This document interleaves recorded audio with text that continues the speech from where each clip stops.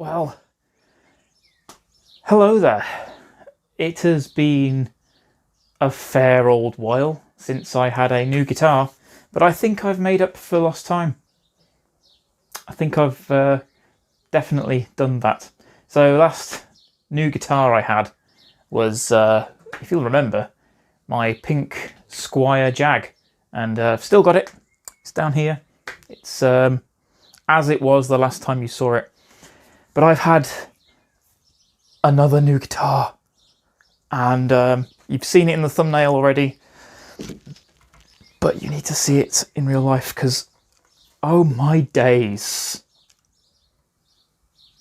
look at it. It's absolutely spectacular. The camera is not in wide mode, so you'll probably not see this.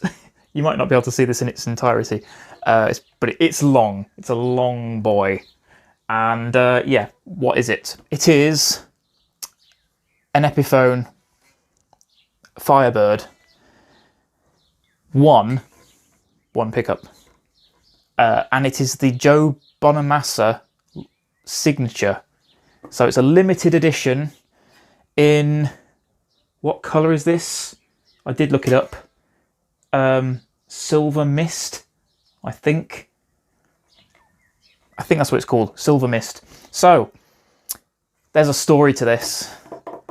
Before I play it and give you some sounds, I'm going to talk through the story and give you some first impressions, general review of this guitar, because there are very, very few people talking about this guitar online, I found out. Anyway, getting ahead of myself slightly. Rewind to the beginning of the month, this month being June. So it was the end of May. I went down to London with some friends of mine, and we met up in Denmark Street, as you do as guitarists when you're in London. Of course you go to Denmark Street. And the very, very first shop that we went in was 6060 Sounds. And the very, very first guitar that I tried was this.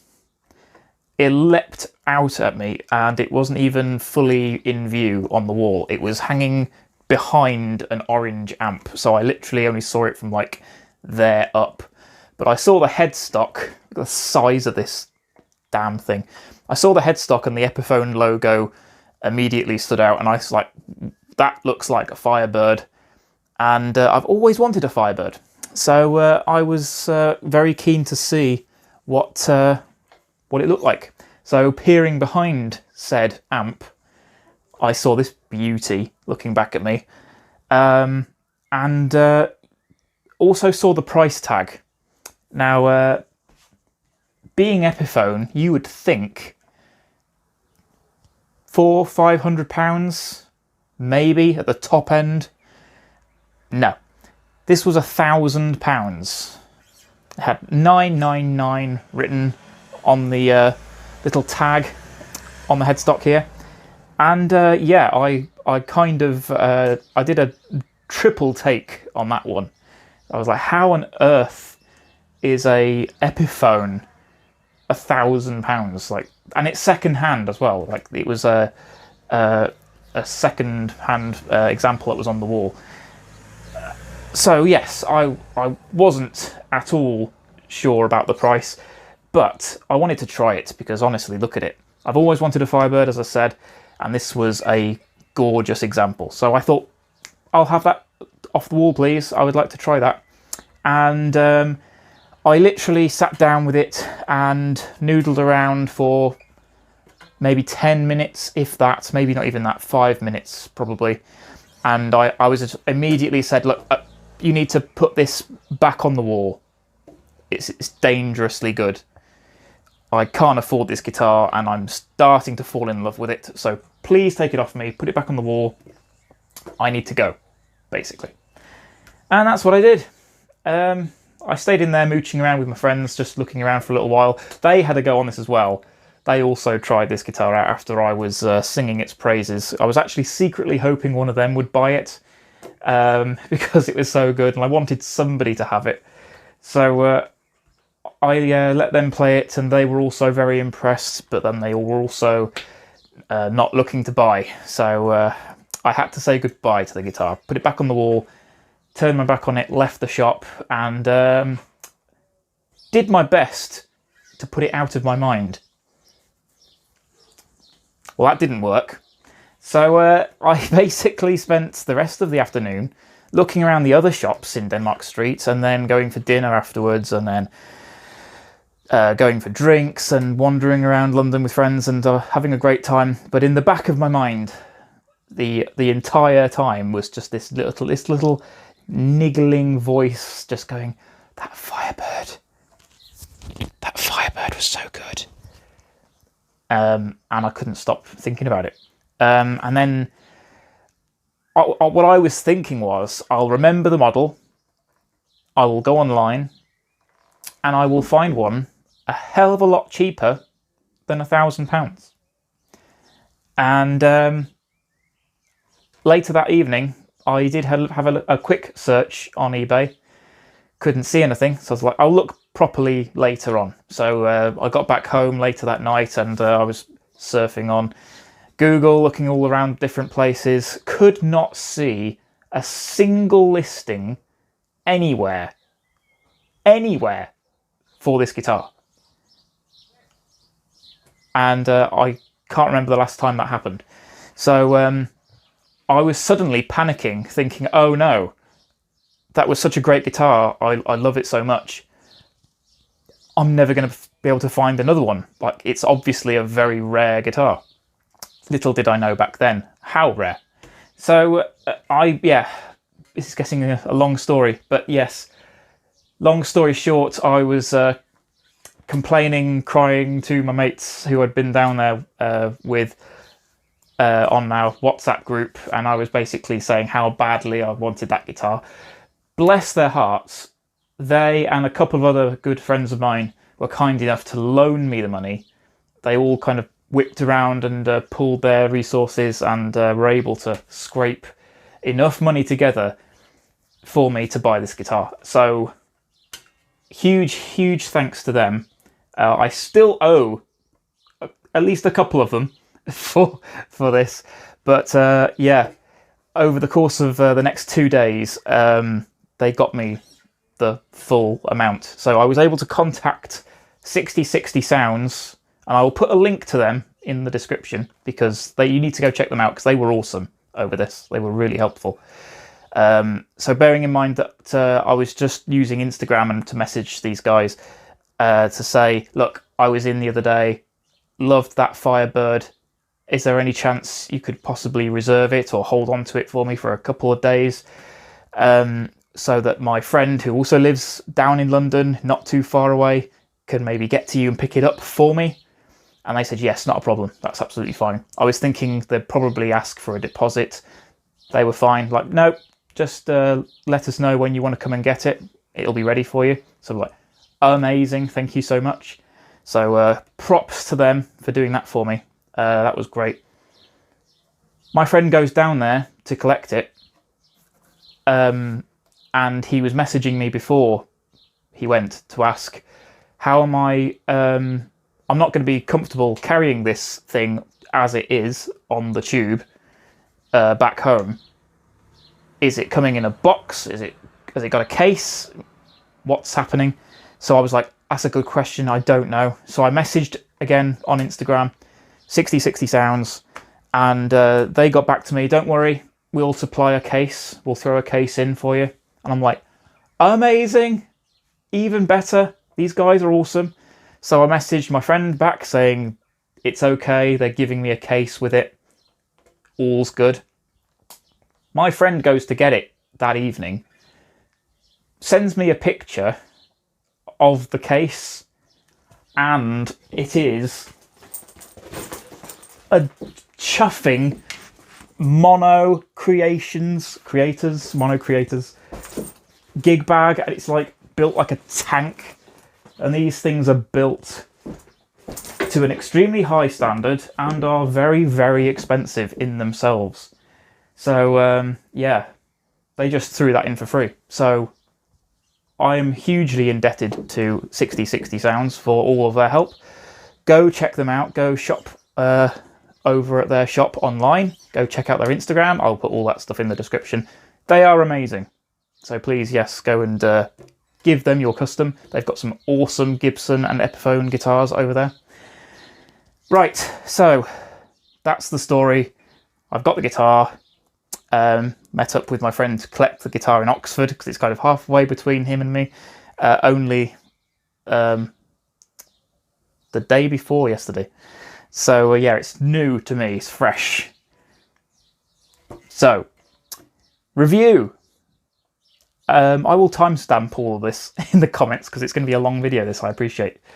So yeah, the review of this guitar, of which there are very, very few online. So my first impressions of this, it is extremely well made. It is solid as anything you can imagine. It feels like a Gibson, I would say, in a good way. So maybe I should say it feels like an old Gibson. So it is handcrafted in China. I've had Chinese guitars before and I've been extremely impressed with a lot of their stuff. One of the best guitars that I've had, I've recently sold, unfortunately. I kind of had to with this past year. It's been kind of crazy and taken a financial toll on everyone. So I had to sell that, unfortunately. But that was a crafted in China Fender Telecaster modern player. And that thing was fantastic. So clearly they know what they're doing over there. So yeah, this is an extremely well-made guitar from those wonderful Chinese masters. And yeah, solid construction, set neck, well no, through neck, obviously, as you can see. So made in the traditional way. Ooh, I've still got the cellophane on the back there. I can peel that off later. That'll be satisfying. Right, so build quality is great. Action, playability is one of the best of any guitar I've ever known. It is super low action, no buzz anywhere. It is literally set up to perfection. There's absolutely, it is flawless, flawless. I love this wraparound bridge with the intonation set into the top of it. So you don't have to worry about ever having to do any tweaking or anything. It's perfectly intonated from the factory. So that's great. You can, I suppose, make tiny adjustments to the bridge posts here. There's a couple of screws in here that you can use an Allen key to bring forward and back, but the individual saddles are all fixed. But I don't need to touch them because, as I say, it is absolutely spot on. I love these tuners in the back. They feel really, really solid. I need to put a counter in the corner of how many times I say solid. But it is, they are really sturdy. That's another word I can use. Sturdy tuners. I don't know what make they are, if they're Epiphone's own, or I can't see any branding on them, but they're fantastic. It's got Joe Bonamassa's printed signature on the back. I don't really care for Joe Bonamassa. He kind of annoys me. He's a great guitarist, obviously. He knows his stuff. But yeah, I'm not a huge fan of the dude. But whatever your opinion of Joe Bonamassa, he knows how to spec a guitar, so I'll give him that. The sound of the pickup is immense, as you'll hear in a minute. Fantastically high quality, really nice and clear, bright, punchy, all of the things that you'd want a humbucker to be, really. It's not muddy in the slightest. It's nice and clear and bright, as I say.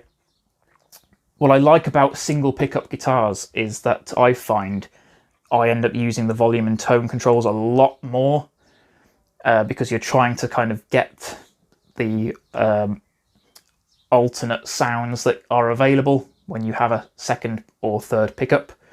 So not having a pickup selector switch or to give you a variety of tonal options means that you have to go to these knobs in order to get some variety, which I'm terrible for just leaving all the knobs on 10 and using a selector switch to get any different sounds from my guitars.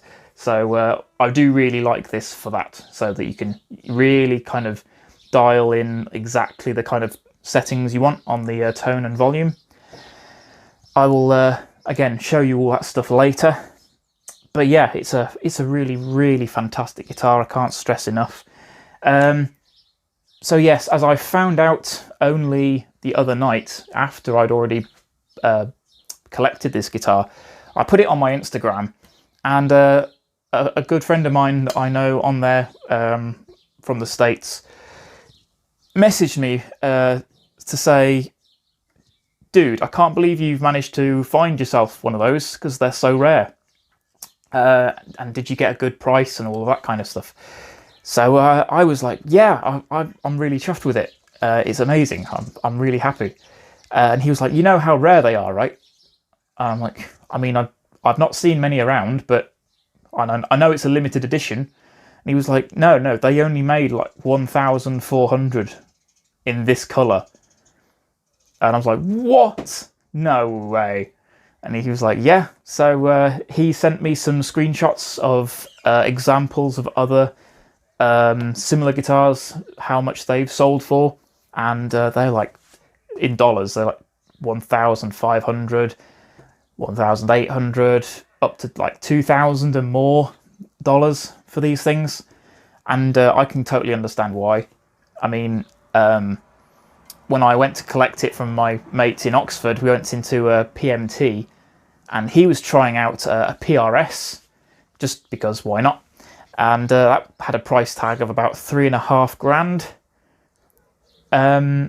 So he was trying out the PRS. I had a go on it as well. Beautiful guitar, obviously, which you'd expect for $3,500. And yeah, we went from that to this, just trying out a few things. Had a pedal that he was trying out, and into a nice amp. PRS sounded fantastic, played fantastic. Switched from that to this just to see how it compared. It was literally a lateral move.